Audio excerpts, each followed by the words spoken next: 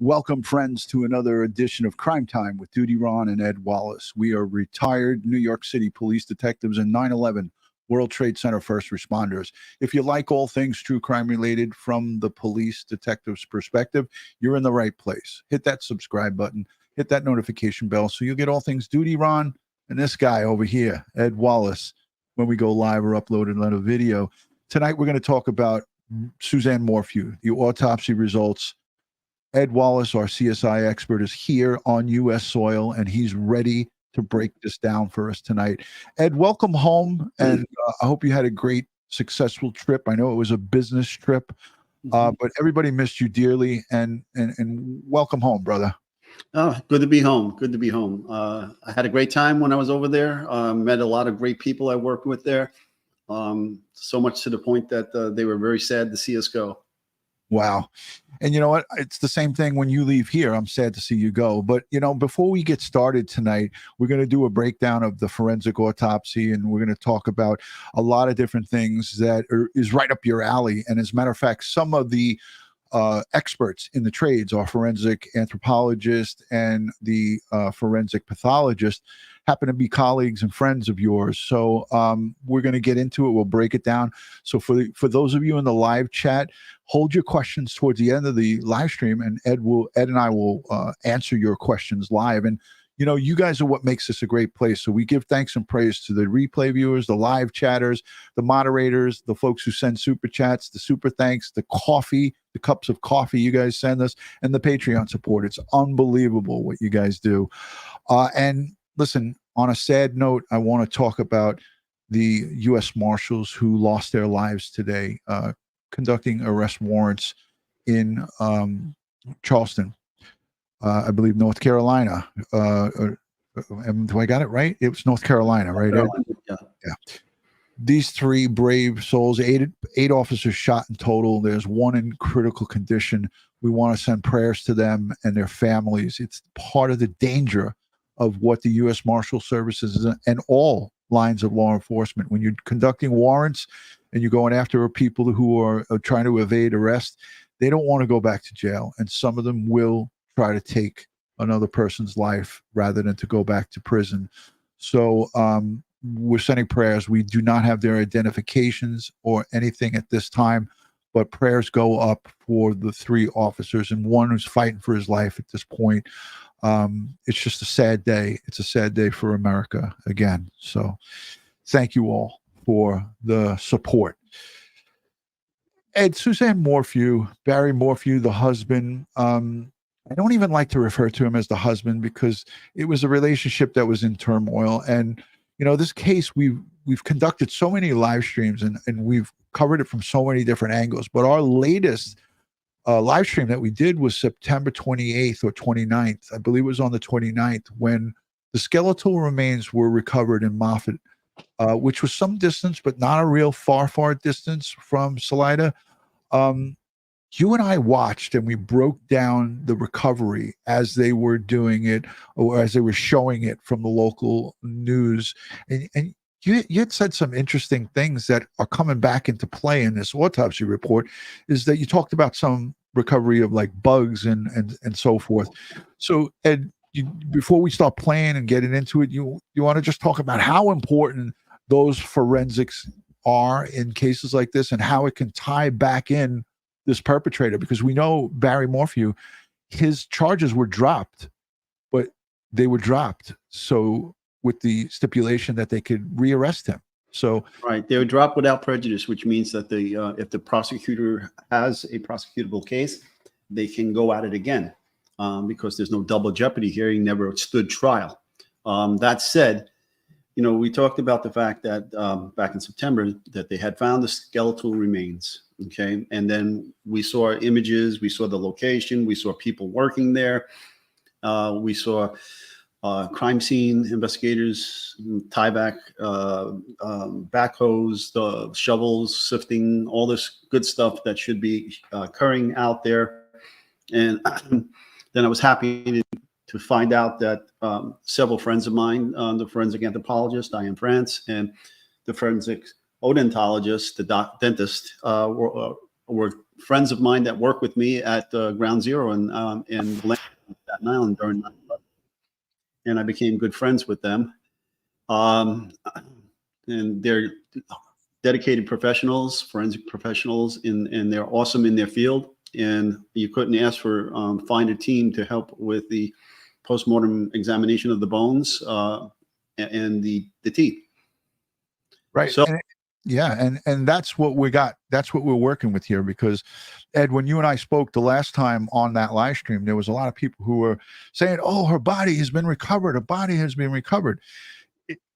With that amount of time going on and the changes of season, we know it gets cold there. Obviously, it gets warm in the summer. Skeletal remains, teeth, hair, clothing, fibers, bugs. When you talk about bugs, and listen, tonight we may get into some sensitive topics, some things that might, not be good for some people. If you suffer from PTSD, here's your trigger warning. Bugs. Where do the bugs come into play on a set of remains, Suzanne Morphew, some 2 years later? How do these bugs come into play? They can help establish time of death, or in this case, time of deposit of the body at this location. You'll have generations of bugs that will come and go, and they'll leave their evidence of themselves. But there at the scene, you'll have dead bugs, you have live bugs, and you'll be able to count how many generations are there, and maybe that could help you determine about what time of the year and when she was deposited at the location. What doctors do the discovery and examination of bugs? What doctor would? Or a forensic entomologist, a bug expert, would do that. And Diane surely knows a few, and so does Dr. Kim, for that matter. We all know them from the American Academy of Forensic Science. Yeah, so there's enough forensic entomologists to reach out to, and you can see in the autopsy report there that they did recover insects, and so they're submitting those insects for analysis. Let's take a listen to some of the local coverage, because there was a lot of it that came out, and I tried to grab some, if not as much as I could, of this stuff. But this is an early report from local Denver news. Breaking right now on Denver 7 News at 11, we are learning new details into the investigation of Suzanne Morphew's death. Morphew went missing on Mother's Day of 2020. Her body was found last September in Moffett, 45 miles away from where she was last seen. Now, according to the Colorado Bureau of Investigation, an autopsy report is now complete and her death has been ruled as a homicide. And while we are still waiting for the report to be released to us, CBI says it was shared with the Morphew family. CBI says Morphew's death is still undetermined, but did say these drugs you see on your screen were involved. The National Institute of Health explains the first is a synthetic opioid painkiller, and the second is a sedative commonly used as a tranquilizer for pigs and elephants. The FDA says the last is a sedative that can decrease an animal's heart rate and is commonly used by veterinarians. Now, Ed, I know that we're multitasking here and we're doing a lot. Without putting us back on this, these four listed the synthetic opioid and so forth, everybody's going nuts about this. Could this potentially be that cap that was found, that dart cap that was found at the how could they tie this back in, Ed? And again, these are possibilities, but unless he mixed his own concoction, not all of these things are going to be found in that gun that he was known to have used and even admitted to using on animals. Okay. So there are several things that are going on here, but it's highly suspicious that he had that kind of tranquilizer gun, and several of these things are in fact tranquilizers. Okay. That you could get darts with these mixtures in it, except for the synthetic opioid painkiller. Okay. Sometimes out in the backwoods or out in remote areas, they can get a hold of stuff like this from veterinarians, as they said. Mm-hmm. He was an avid hunter. His whole home was, trophies and antlers and all kinds of hides and so forth in his garage. But I remember, and folks in the chat, let us know if you remember this by putting a 1 in the chat. There was reports in the arrest affidavit and some of the documents and court documents that Suzanne Morphew's phone was traveling about that house. Yeah. And, you know, you look at this stuff and you look at, there was a dart cap, right? Ed, is that how they described it? A cap? Tranquilizer dart cap was found in the dryer with clothing. Yes, and the cell phone data shows that she was running around the house as if she was being chased. Okay. And remember, she had a chemo port that was in her body. Yeah. So, I mean, there's any number of things here. I mean, he admitted to having the tranquilizer dart gun and that he was tranquilizing deer and other animal in and around his house. Okay. So even though the lawyer later on, we'll see the lawyer says, well, there are plenty of people that have those in that area. Yeah, but your client had one and he admitted to it. Okay. And then the cap for it just so happens to be in the dryer with the clothing. Yeah, it just at drives the time she goes missing. Yeah, it drives me crazy, Ed, to hear these defense attorneys, how they will, no matter what, it doesn't matter what comes up, they're going to come up with a defense, and that's their job. They're there to defend Barry Morphew, and as much as we don't like that, it's part of the your constitutional right is to have somebody that you hire, and he's paid big bucks to have these high-powered lawyers defending him. There's so much. I mean, okay, I get that. That's you're right. But then she makes some outrageous claims that are totally inaccurate and not forensically true. Let's get into it. All right. So we're going to finish this. There's just another 30 seconds of this, but let's take a listen as they reported this at 11 a.m. local time. FDA says the last is a sedative that can decrease an animal's heart rate. These drugs you see on your screen were involved. The National Institute of Health explains the first is a synthetic opioid painkiller, and the second is a sedative commonly used as a tranquilizer for pigs and elephants. The FDA says the last is a sedative that can decrease an animal's heart rate and is commonly used by veterinarians. Now, we will be following the story throughout the day. You can make sure to stay with us. So there you have it, Ed. I want to get right to the defense attorney, and let's take a listen to this because this really steamed me up today. All right, before you jump into this, though, I just want to stay on this one topic here. I mean, because I'm thinking about this, I'm thinking, how could this have occurred? Well, he tranked her. Let's just say somebody tranquilized her with a dart, and when she gets passed out, now she has this chemo port there, which he can then inject the opioid in. I never thought of it like that, Ed. Yeah. And that was a conversation that came up. That was a topic of conversation by many of our troops. I had it. I remember us talking about it back before she was found. Yeah. Yeah. Mm-hmm. I mean, the only other possibility is, again, that he didn't utilize that port and he could have just injected it into her arm or into a vein or however they did that, because now when we have her remains recovered, we're not looking at a body. We're looking at bones. Skeletal remains. That is correct. Skeletal remains. And that's where, if anything, this recovery, if it would have happened weeks after, months, maybe even months after, we would have had a lot more to work with forensically to answer definitively those questions. But yeah, Ed, unbelievable. But let's take a listen to this. This may anger some of us. This is Barry Morphew's defense attorney eventually coming on and defending her client. Thank you for joining us this noon. I'm Erica Lopez. Right now, we're following breaking news in one of the most high-profile murder cases in the state. An autopsy released today shows Suzanne Morphew's cause of death is homicide. The mom of two went missing in Chaffee County in 2020, and her remains were discovered 3 years later. Now, News reporter Mark Sounder has been following the case since the beginning and joins us now with these breaking details. Hey, Mark. Hey, Erica. The report from the coroner's office says Suzanne Morphew had several sedatives and tranquilizers found in her bones. They're drugs that would usually be used to Hey, we asked Barbara Butcher about how long do sedatives or narcotics last in bones. And she gave us that answer. Ed, do you remember what she said as it pertains to this? Because there was another case that we were talking about and we wanted to see if there was I think it was the Christine Engelhardt case, but her body was recovered right away, and people were asking, is there a way to determine if narcotics or any these type of substances were in someone's system?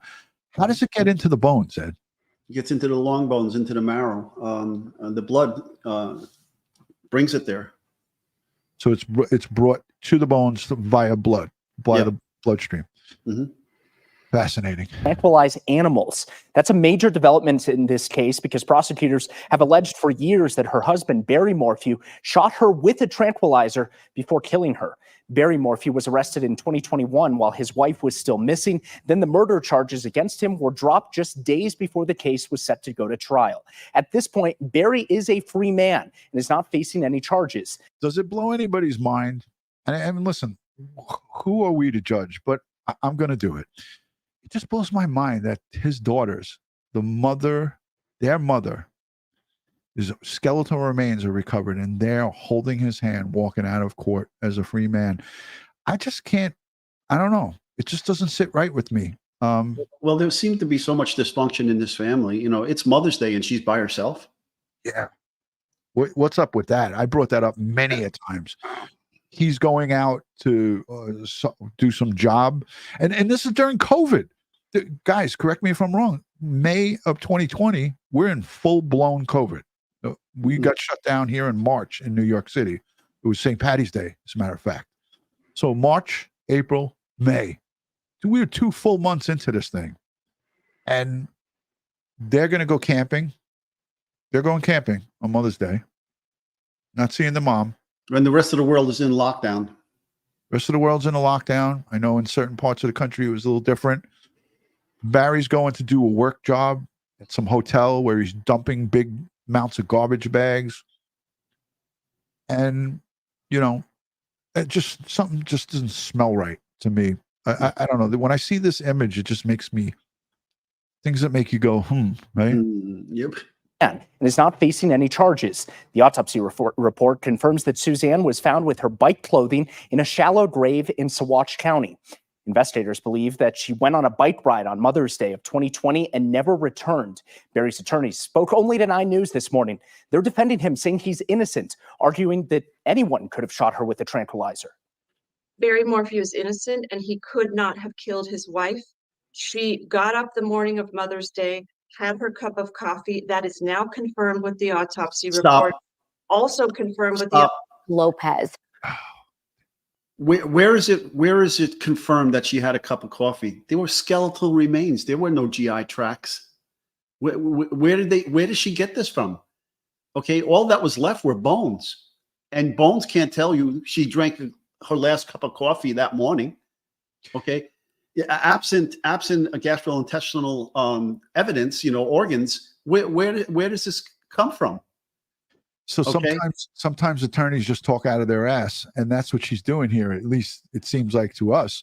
And Ed, you brought this up in the debrief before we went live, and we were talking about this case. Mm-hmm. You brought this very good point up, is like, how is she coming about to saying this? And where is this going to hold water? It's not going to hold water against this forensic exam, that's for sure. Let's listen again as she talks out her ass. Barry Morphew is innocent and he could not have killed his wife. She got up the morning of Mother's Day, had her cup of coffee. That is now confirmed with the autopsy report. Also confirmed with the autopsy report was that she put on her bike clothes. Stop. Another bullshit. I'm throwing the bullshit flag down. An autopsy report cannot confirm she put on those clothes. Nobody can confirm that. Okay? Those clothes were found with her skeletal remains, and they were torn and they were damaged in other areas. But no one can say who put those clothes on. The autopsy report does not confirm that she put her clothes on. I mean, this is total bullshit. Yeah. Okay. She's talking out her ass. And bottom line is she knows that as it stands right now, her client's a free man. But as these examinations come to light, and as these things come into the district attorney's office and they look back at this case, again, I mean, the fact that she can get on national television there and say these things is like, what did she think? We're all idiots? Okay. I mean, come on, really. You know, you're a defense attorney. You know, if you shouldn't be saying these things to make yourself look like a fool like this. Yeah. Here we go one more time, and Got we're up the finished. morning of Mother's Day.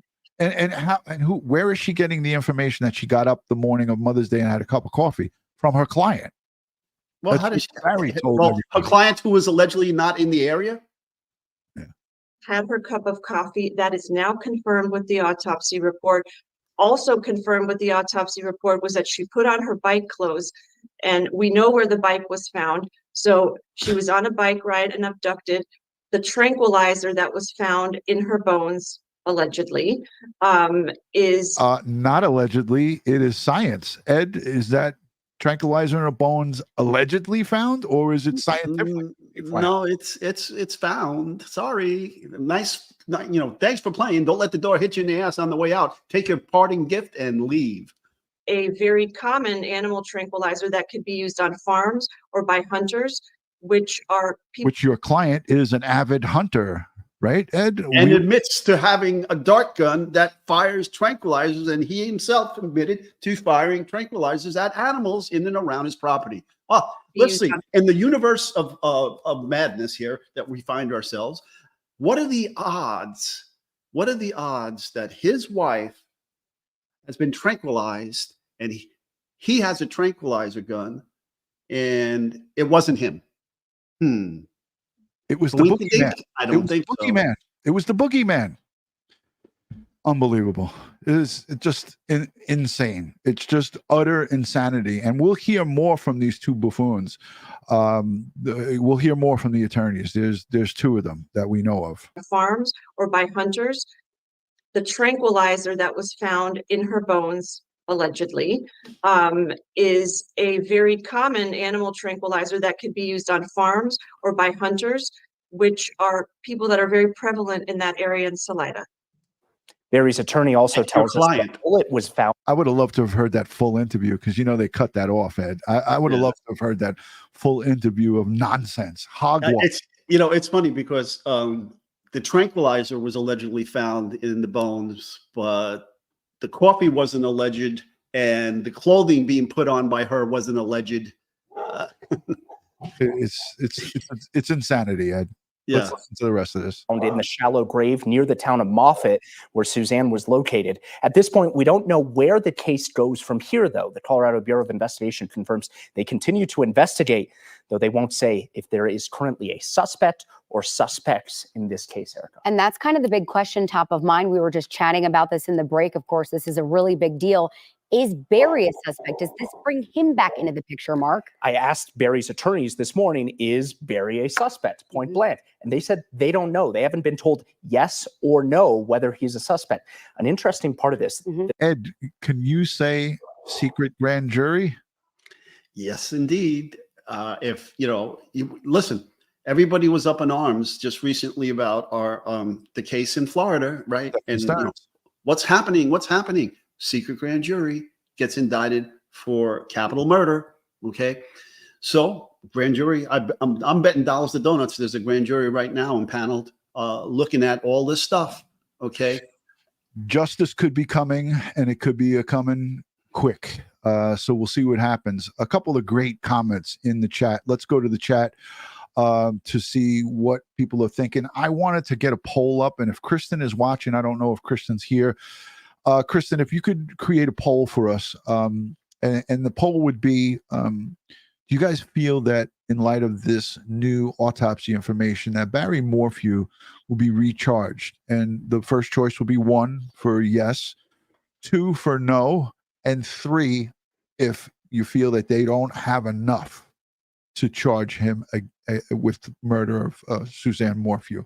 So it'll be 3 choices. We're going to put that poll up. Hopefully Kristen is watching somewhere and she could put that poll up. People are already voting in the chat. There's a bunch of 1s. I haven't seen a 2 yet. I know that I will, and there may even be perhaps a 3.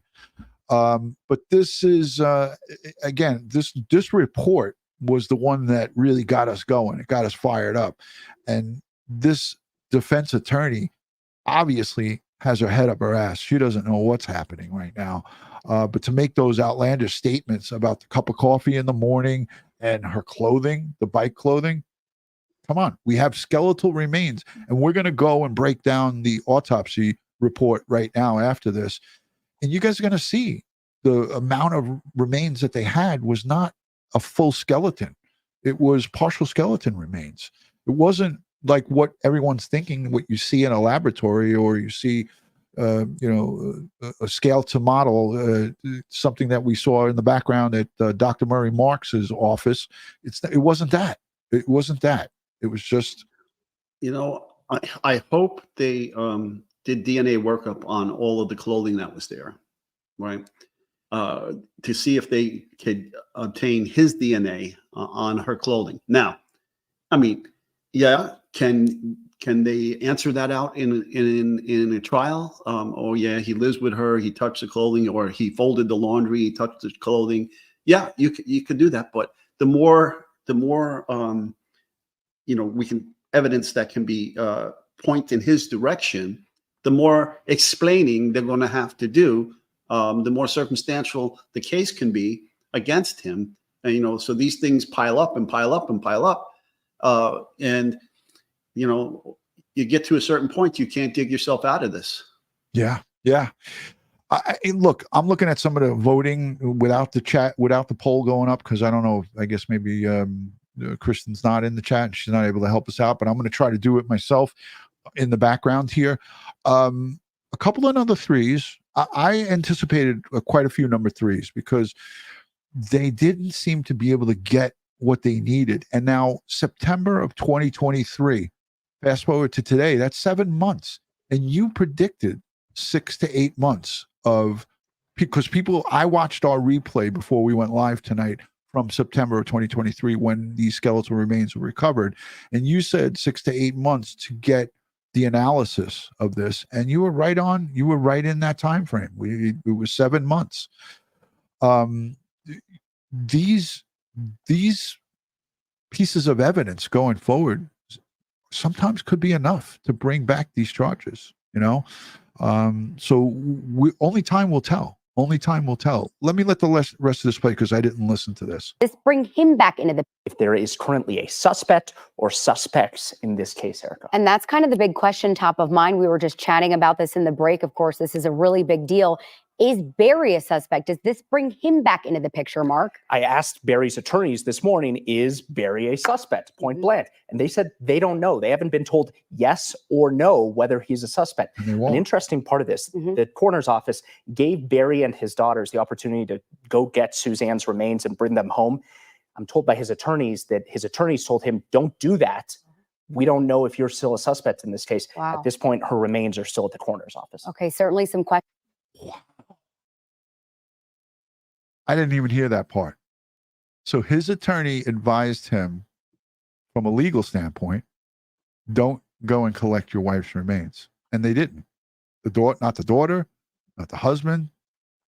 Now, why would that be the case? Or you don't know if you're a suspect? Is that what I heard during the interview there? Well, what did she think? Okay, they're going to go to the medical examiner's office to pick up the remains of his late wife, and they're going to, arrest him when he goes to get the remains. Is that the concern?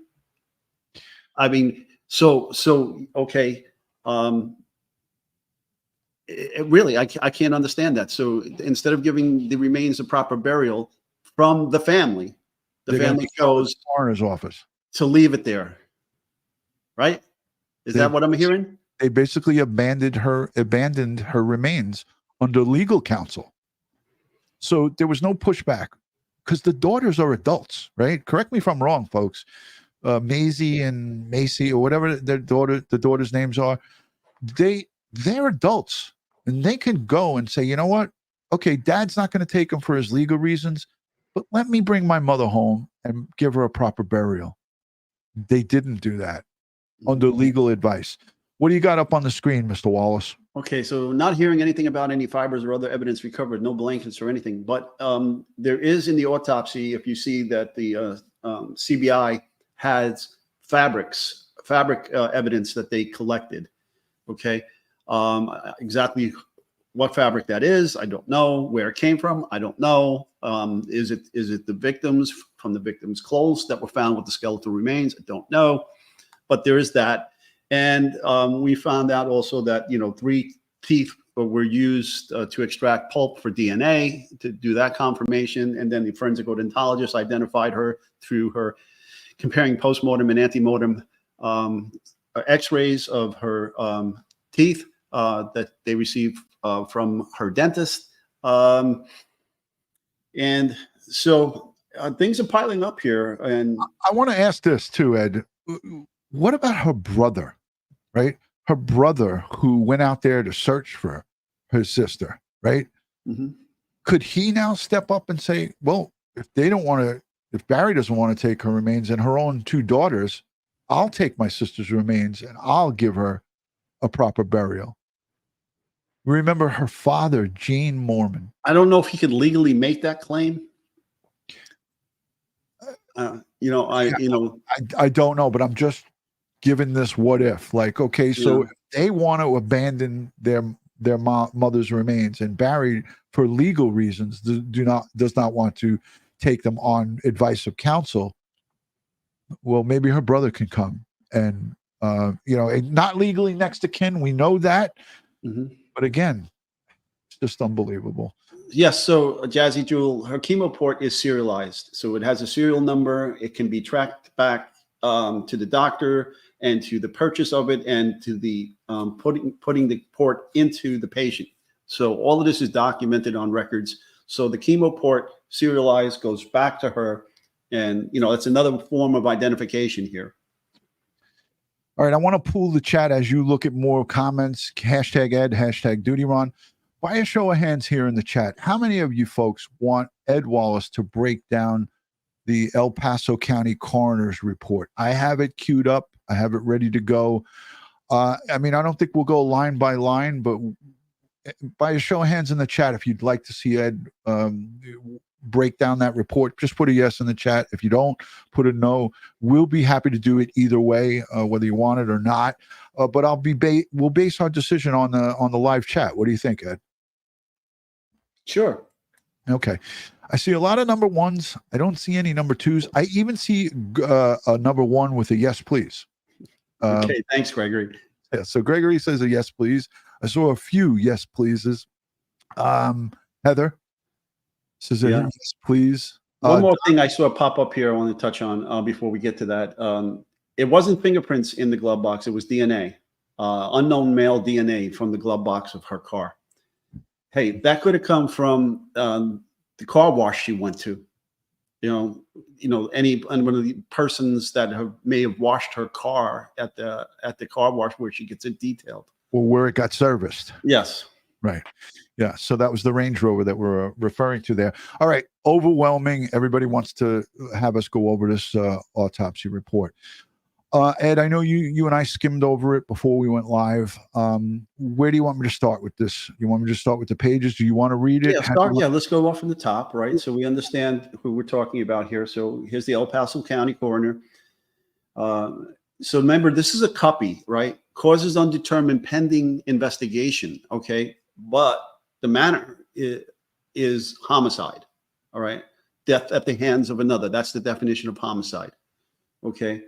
So identified by dental records. Initially, she was identified by the dental records, and then the follow-up identification came from the DNA that were pulled from the 3 teeth by my good friend, and the pulp was extracted. The DNA was found. Boom, match. Then the port was serialized. So so we have multiple means of identifying her.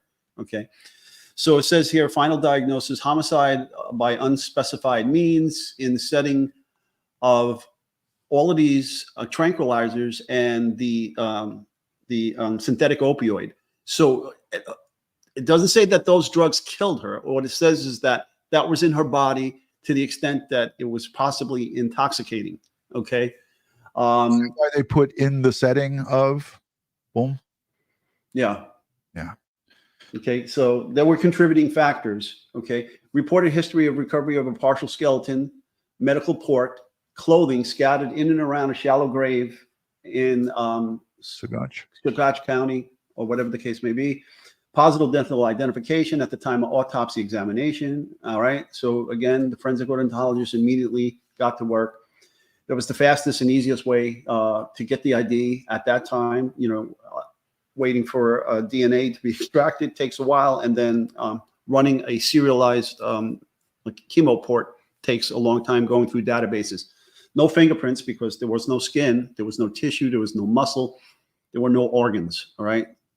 Reported history decedent was reported missing, and her bicycle and helmet were discovered without significant damage in a separate location within the county. And we went over that recovery of that bicycle on the hill, and the way they recovered it was in the trailer. I put in there, Ed, you're smiling, you're laughing. It was in the trailer, and you said, no, I'm crying inside, I'm dying inside, or something. You said the words to that effect. Well, yeah. When I saw how they handled the bicycle, you know, and not treating it as a crime scene and leaving it in place and having it photographed there and allowing family members to touch it. Right. Okay. And you mentioned the chemo port that is serial numbered, so yes, they can make positive identification of that chemo port because it's well documented when those are put into somebody's body and implanted into your under your skin. So that's how they made that positive ID, because I saw a lot of people in the chat saying about the port, about how do they know? But it's part of the identification. The initial positive ID was made by dental, but yeah. But this is interesting too. Point D: no indication of perimortem trauma. See the forensic anthropology report. So, folks, perimortem is at or around the time of death. So they're at or around the time of death. There didn't appear to be any trauma to the bones. Okay, that's interesting. I'd like to see this full anthropology report, but it's not attached to what's been published here in media and on the internet yet. If and when we get that, we'll break that down, obviously, right, Ed? Yeah, because I do believe there were some anthropological injuries sustained here, but we'll wait and see if further information comes out. Okay. Postmortem toxicology.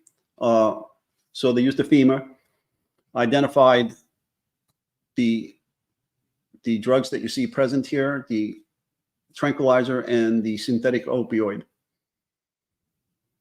And they did additional DNA from the right and left femurs, and so they extracted DNA there as well. Clinical history of the decedent was receiving maintenance chemotherapy after complete remission of recurrent follicular lymphoma. Okay, you know, everybody knows lymphoma and multiple myeloma. These are blood cancers. Okay, right. Non-Hodgkin's lymphoma, so forth and so on.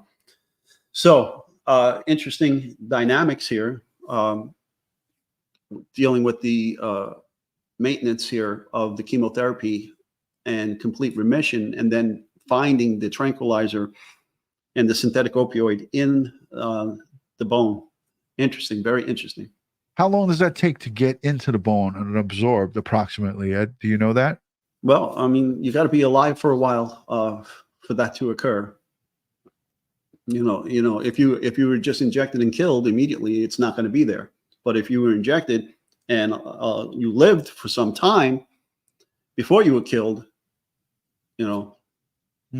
And again, was this port used in any way? Right, that could introduce it faster into the bone marrow.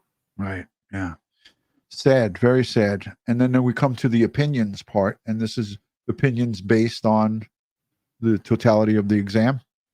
Yes, based upon the information provided to me at the time of this report, it is my opinion Suzanne Morphew, 52-year-old adult, white female, died as a result of homicide. Again, the definition of homicide is death at the hands of another by unspecified means. Now that's the CUPI. CUPI means causes undetermined pending investigation. And in the setting of, so in the presence of these drugs that were found in her system, so she was intoxicated and or incapacitated by these drugs. As a compounded injectable chemical immobilizer for wildlife, providing pharmacological reversible analgesic, which is pain, sedation, and immobilization. So you're talking about pain relief in the opioid situation. Now, too much opioid of any kind can paralyze your lungs and cause you to asphyxiate. Okay. People who take all these synthetic opioids, fentanyl, even, the Oxycontins and all this other stuff. What ends up happening when you OD is you're taking too much of this stuff and it paralyzes your lungs and you can asphyxiate. If more information becomes available, this report may be amended. See, now that's the problem here. When you don't have organs and tissue to examine here, you have no lungs, right? You have no blood, all right? All you had was the skeletal remains. Yeah. You had no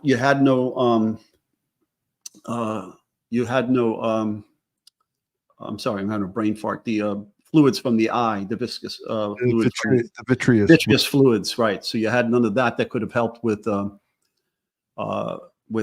toxicology as well. Look at this member for 21 months. She states, Gazelle says, how scary for Suzanne. I wonder if she was alive and paralyzed. There's a potential for that, right, Ed? Oh, absolutely. Absolutely. And they did find a weathered bullet out there by her remains. Its association is unclear at this time. Okay. I don't, again, I would like to see the anthropology report to see if there was any ballistic damage to any of the bones. Yeah. And Sandy K makes a mention of, was there a hyoid bone broken? There's no mention of it in this report. We don't even know if the hyoid bone was recovered. Right. Remember, that bone is not attached to any other bone. Okay. And if you get skeletalized and the critters get to you, it could be scattered. One thing we know for sure is she didn't kill herself and bury herself. So yeah, exactly. That's why it's a homicide. Yeah. People in the chat are saying, she didn't just bury herself miles away. Yeah. Somebody did this. And if I was a betting man, I would bet, 500 on black at the blackjack table that it's Barry Morphew. Well, you'd probably be right in most cases. It is. Who's the first people we look at in these types of situations? The boyfriends and the husbands. Yeah. Yep. So again, I'm looking at some of the chat, and I like to do this from time to time. DutyRon, how was she riding a bicycle? That could have been a staged event by the perpetrator. That bicycle could have easily just been pushed down that hill lightly, or even placed there because there was no down damage there from the top. It doesn't.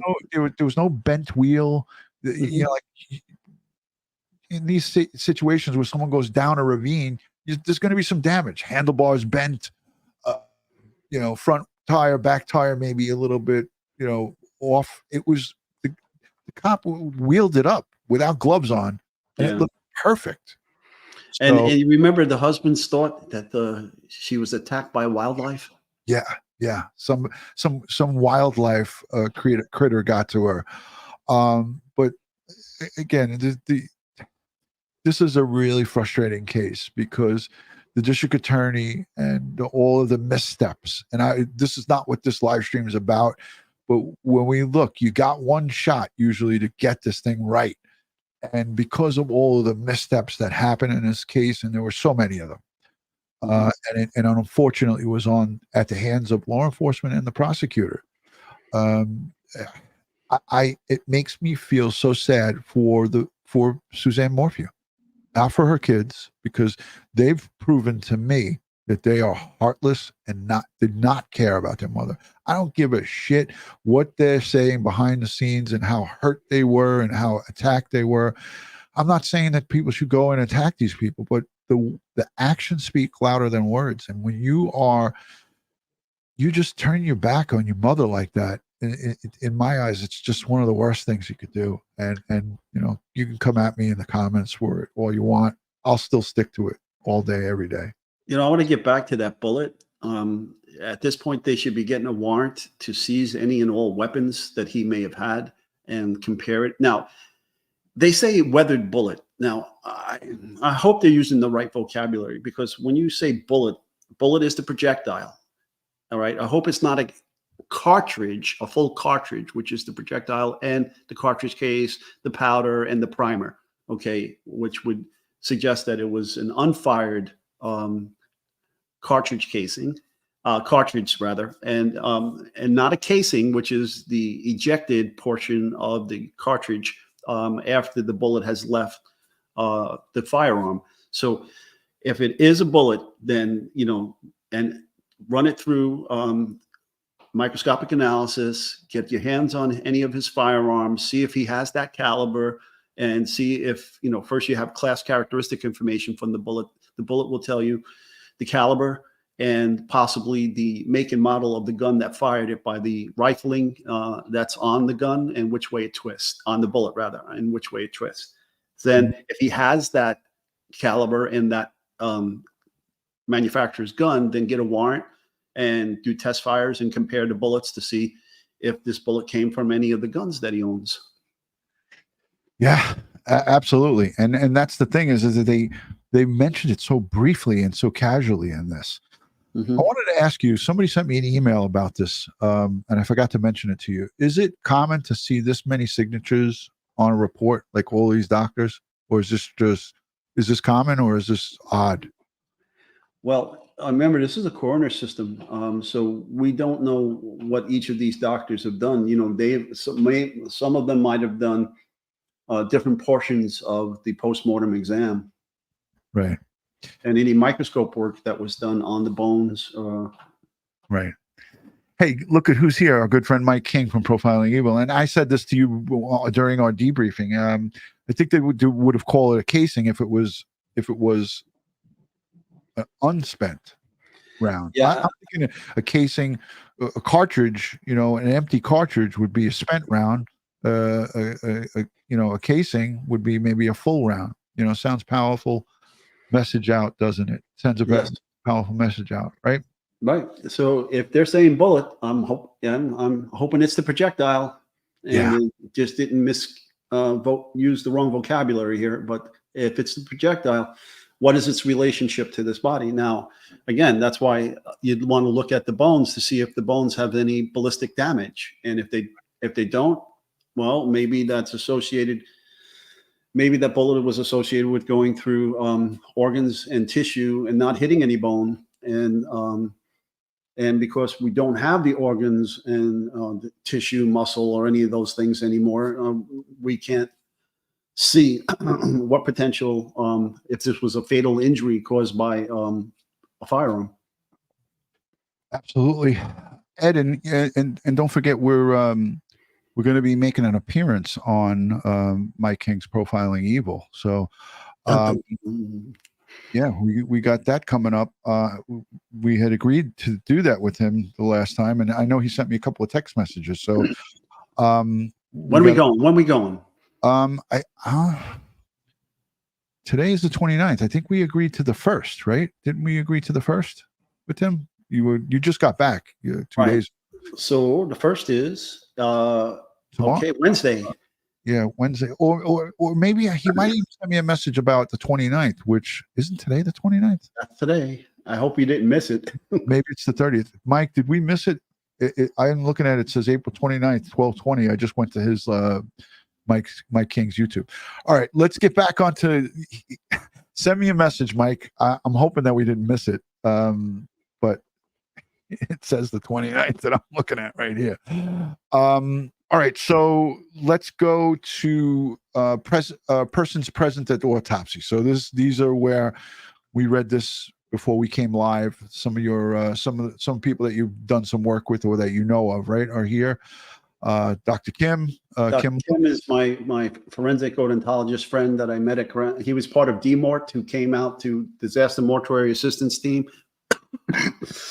Who came out to New York City and worked with me at the landfill. And he was very instrumental in helping classify animal teeth and human teeth from what we recovered at the landfill. Okay. And you know what? You mentioned him many times in the past to me, but here it just goes on and lists all the folks from the Chaffee County Sheriff's Office and everybody that's present at autopsy. And this is a standard message. You know, this is they have to put these in these autopsies in the finals. They want to, make sure that everybody that is present is accounted for on official documentation, part of dotting your I's and crossing your T's. So here into the general examination part. Are you all right now, Ed? Can you take over here? Fine. Mm-hmm. Okay. So the general examination. Mm-hmm. So the decedent is initially identified as Jane Doe. Submitted for examination are 3 large paper bags containing bones, 7 brown paper bags containing clothing, and 7 envelopes containing items to be described. So those are the pieces of evidence. The external examination, well, she was x-rayed. Obviously, the bones were all x-rayed. The external examination consisted of the skeletal remains are submitted in three bags. Jane Doe R17, county day 1, county day 1 skull, and county day 2 and 3. So you can see they were out there for several days collecting and sifting and going through the dirt out there to recover these skeletal remains. And Ed, I just want to say for the people who are in the chat that are saying, "Oh, well, why is it saying Jane Doe? Why is it the Jane Doe?" Is because when these remains came into the medical examiner's office, they were they was unverified. They didn't know whose they were, so they just commonly referred to as Jane Doe. And we see this in many, many cases. So on paper, they're putting Jane Doe until they positively identify the remains. So the 3 bags contain multiple human and non-human bones and fragments, dirt, and a wood fragment. The submitted human bones included the skull with mandible, sacrum, multiple ribs, bilateral radii, and ulnae, manubrium, and sternum, right scapula, clavicle, right and left femoral, right and left tibia and fibia, and multiple vertebrae. Can you break this down for so a lot of mumbo jumbo there and a lot of medical terminology? What do they have of her here? They had the skull, they had the jaw, they had ribs, they had the sternum, the scapula and the clavicle, all your shoulder and connections right there, your right and left femurs, your right and left tibulas. So they had some long bones. And your femur bone is your largest bone in your body, no? Right. And then your multiple vertebrae of the back, so none of the bones bear any residual soft tissue. So, I mean, okay, folks, there you have it. It's telling you right here, there is no ligaments, there are no muscle, there are no tendons, there's nothing left here. The right femoral head and femur head is retained for toxicology testing prior to release for forensic anthropology examination. So then you see right here, they give you the port, okay, and the information from the port. 6328 is the serial number. 6328.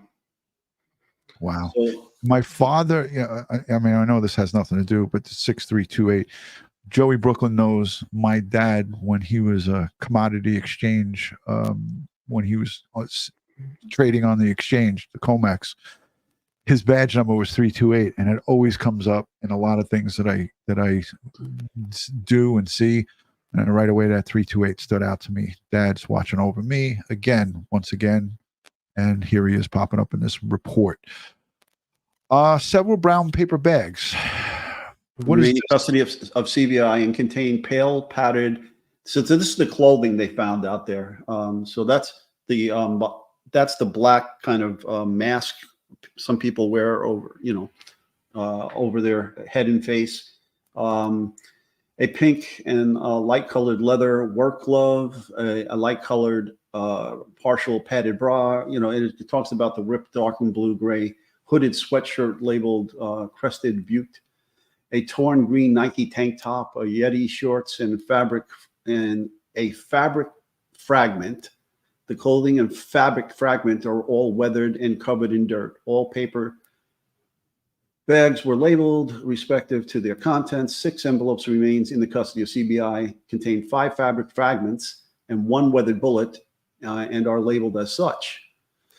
Okay, the evidence, the medical device is released to the sheriff's office, and it says when, and then a disc of 2 x-rays by Dr. Kim, who is the dentist. Okay. TA11 possible bones, TA12 bones are received on 9/12 from CBI to be included with the collection of skeletal remains subsequently released to Dr. Diane France, another good friend of mine, forensic anthropologist extraordinaire. You know, she's let's get her on the show, Ed. yeah, I'll give her a call.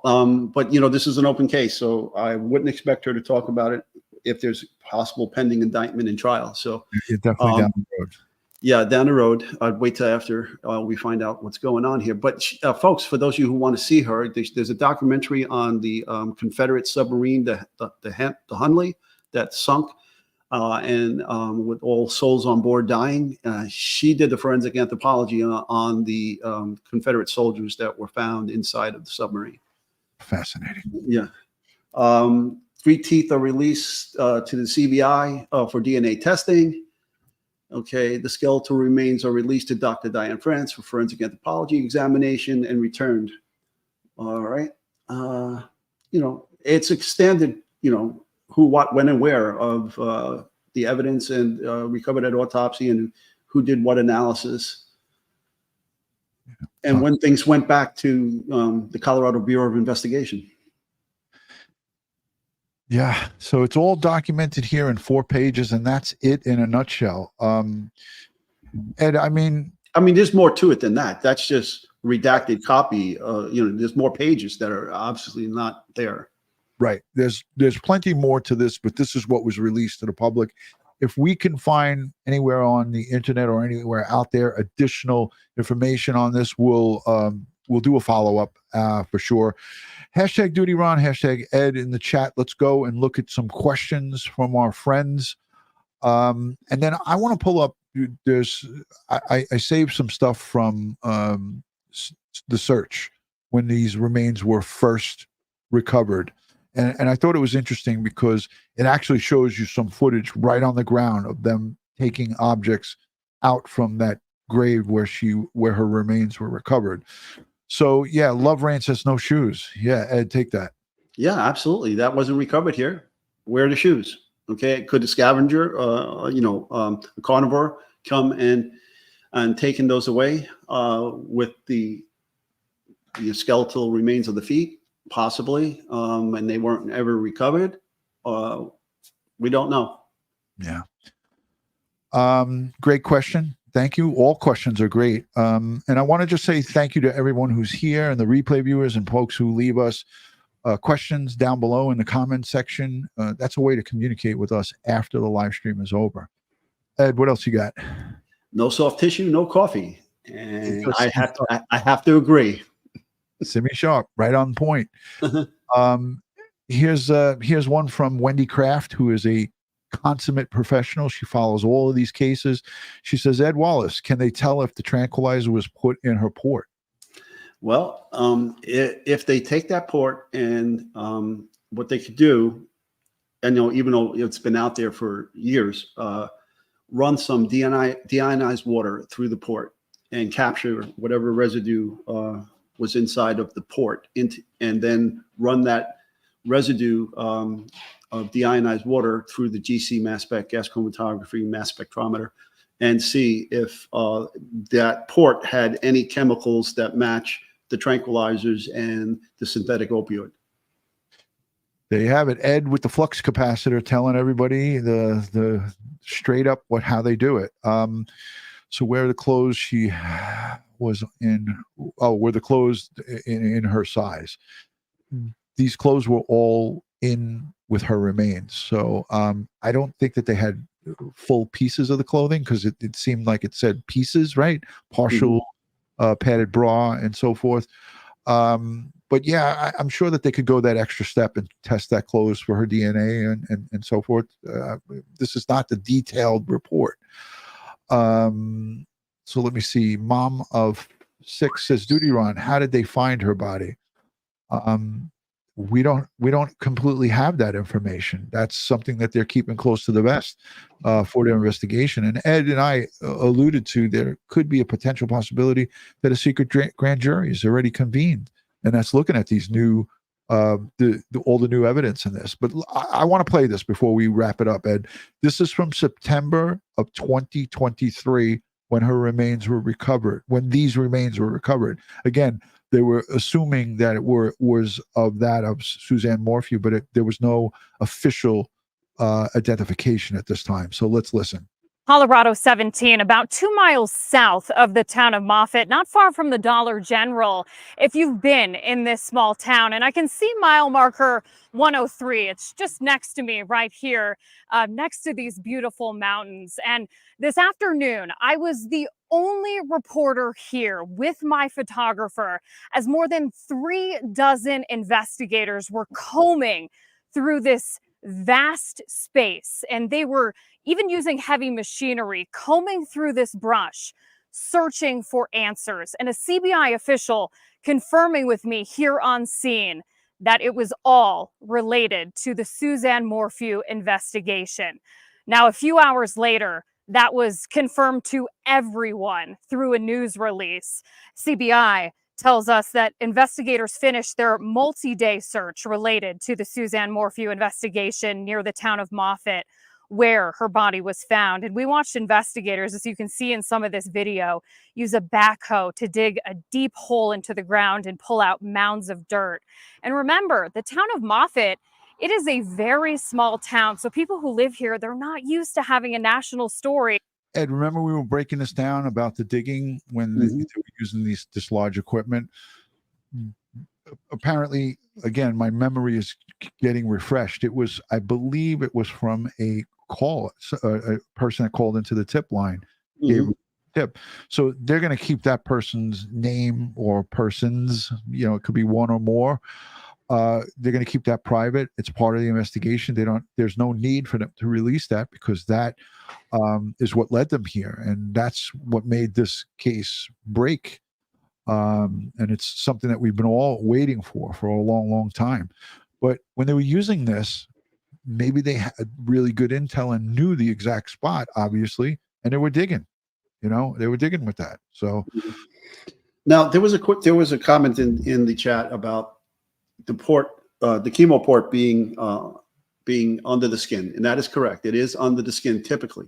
Okay, there are other chemo ports that are external that go through the skin, but the internal chemo ports, okay, there is usually there's a marking for the site of the chemo port where they use either a specialized bandage type of like rectangular adhesive on the exterior of the skin to mark where the port is, okay, for use.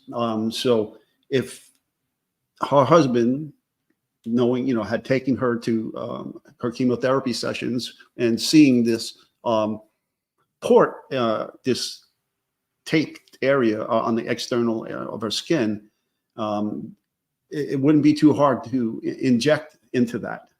Okay. Let's let the rest of this play. Again, this is from September of 2023. Right in their backyard.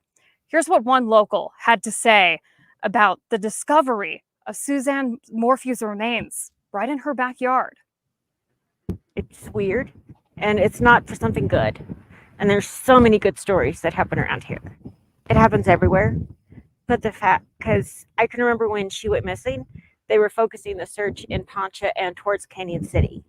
So the fact that she was found in the other direction is weird. So that was it. But again, add some more information. Somebody in the chat jarred my memory as well. There was supposedly another person. Remember, there was another woman that went missing, and that was also found. Yeah, that was also found. So again, a couple of different things and theories and stories that are circulating out there. None of it's, well, the anonymous caller or the caller to the tip line. Again, this is what's circulating out there. If the prosecution or if the investigators have this, they're not going to just start going and releasing names and so forth. So, but however it happened, we're happy that it happened, obviously. Mm-hmm.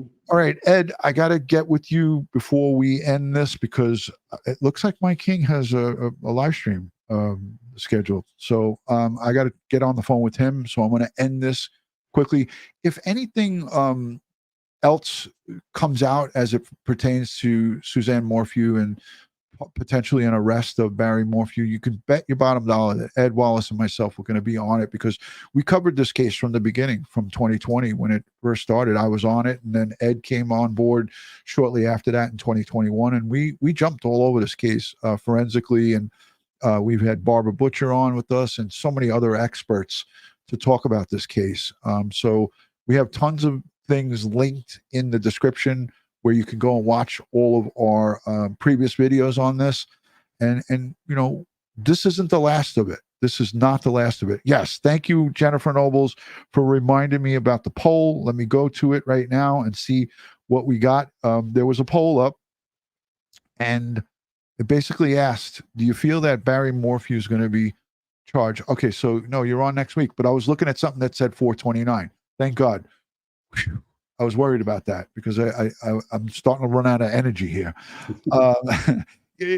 I'll show Mike the text that he sent me, and everybody that's in that chat is saying April 29th, which is tonight at 12:20 p.m. There was a live stream scheduled. So, all right, let's look. So only 1,200 people decided they wanted to vote in the poll.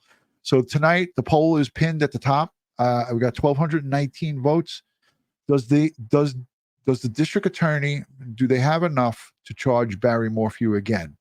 87%, Ed, 87% said yes. Are you surprised by that? Yeah, I would be a little more conservative. We don't know all that they have. Okay. 5% said no, and then 9% said they don't have enough. Yeah. Yeah, they're positive thinking. You know, so we've got the glass is half full in that poll. Okay. Yeah.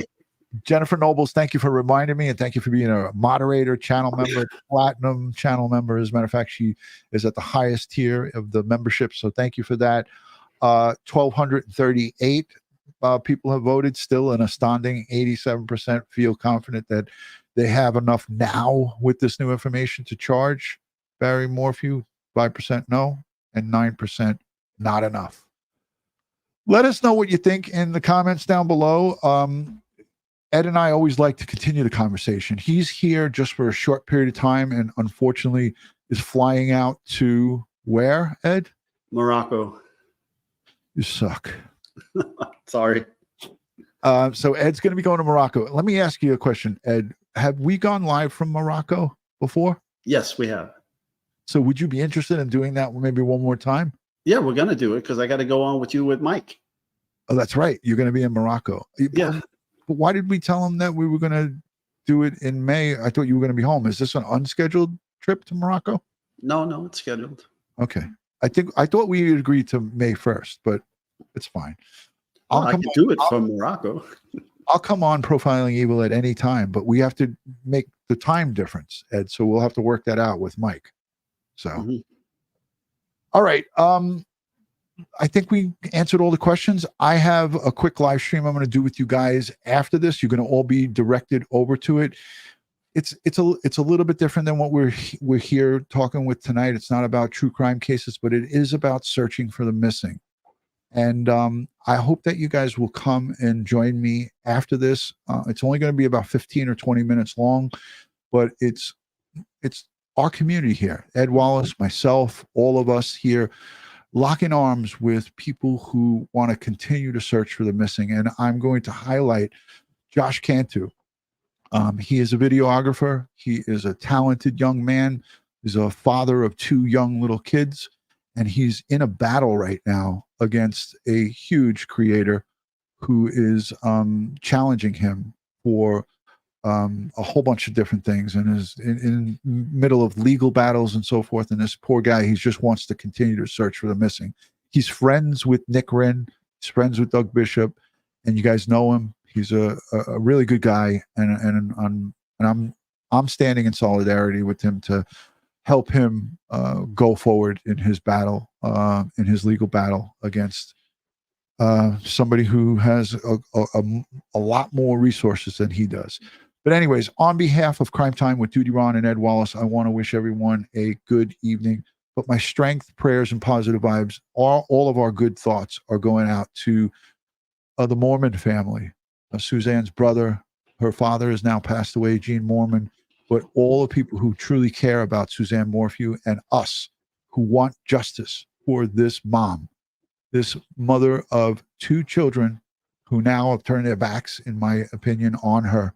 Suzanne Morphew, we hope that justice will be served for you now that your remains and your everything has been recovered, and we now know pretty much what happened to Suzanne Morphew. It's now in the hands of the district attorney and the folks that are tasked with bringing justice forward. Ed, any thoughts? As usual, folks, thanks for spending your time with us and supporting our community here. Spread the word. I know your time is valuable and you could be at doing other things and watching other programs, but thank you for your support. And always stay prepared, stay safe, and watch your 6. Amen to that, brother. And again, prayers to the 3 U.S. Marshals who were murdered in the line of duty today, shot and killed, and a 4th who is clinging on to life. We're just sending prayers out to the community there and their families and loved ones. Thank you for joining, and we'll see you. I'll see you in a few minutes. We're going to be talking on the new live stream, so you'll be all sent on over there. Good night from New York, and we'll talk to you soon. Thanks, Ed. Take care. Take care, guys.